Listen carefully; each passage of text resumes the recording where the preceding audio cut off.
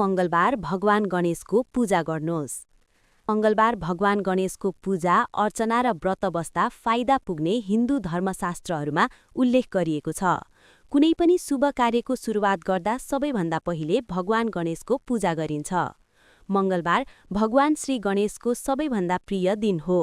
सुख, शान्ति र समृद्धिका लागि शुद्ध मनले यस दिन भगवान श्री गणेशको पूजा गर्नु उत्तम मानिन्छ। मङ्गलबार व्रत बसेर पूजा आराधना गर्नाले मनोकामना पूरा हुने धार्मिक विश्वास छ।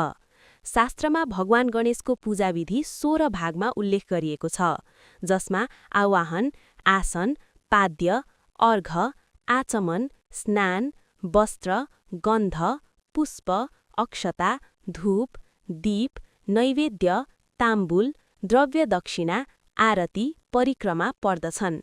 यो पूजाविधिका लागि शुद्ध र एकाग्र मनले सङ्कल्प लिनुपर्छ। मङ्गलबारको दिन भगवान गणेशजीको पूजा गर्दा निकै लाभ मिल्ने विश्वास सदियौँदेखि चल्दै आएको छ। पछिल्ला दिनहरूमा मङ्गलबार भगवान गणेशको पूजा गर्ने भक्तजनहरूको सङ्ख्या बढेर गएको छ। धर्मशास्त्रका अनुसार मङ्गलबार वर्जित गरिएको काम। धर्मशास्त्रका अनुसार यी काम मङ्गलबार गर्दा हाम्रो जीवनमा समस्या बढ्न सक्छन्। मङ्गलबार कुखुरा वा अन्य पंक्षीको हत्या गर्दा मानिसको बुद्धि भ्रमित हुने विश्वास छ। मङ्गलबारको दिन माछा खाँदा तपाईलाई आर्थिक नोक्सानी हुने मानिन्छ। मङ्गलबार मासु सेवन गर्नु हुँदैन। मङ्गलबारको दिन मदिरा सेवन गर्दा तपाईको क्रोधमा वृद्धि हुन्छ। गणेशजीलाई लड्डु औधी नै मनपर्छ।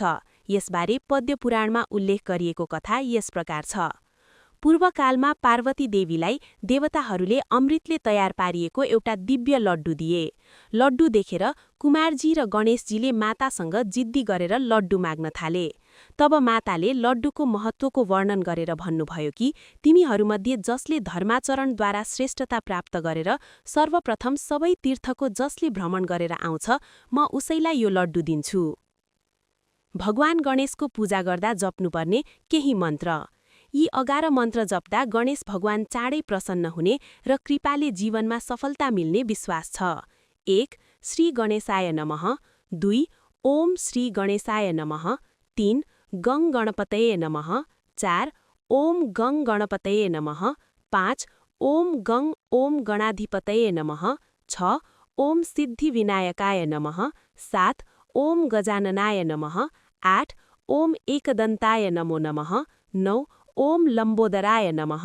10. ओम वक्रतुण्डाय नमो नमः। 11. ओम गणाध्यक्षाय नमः।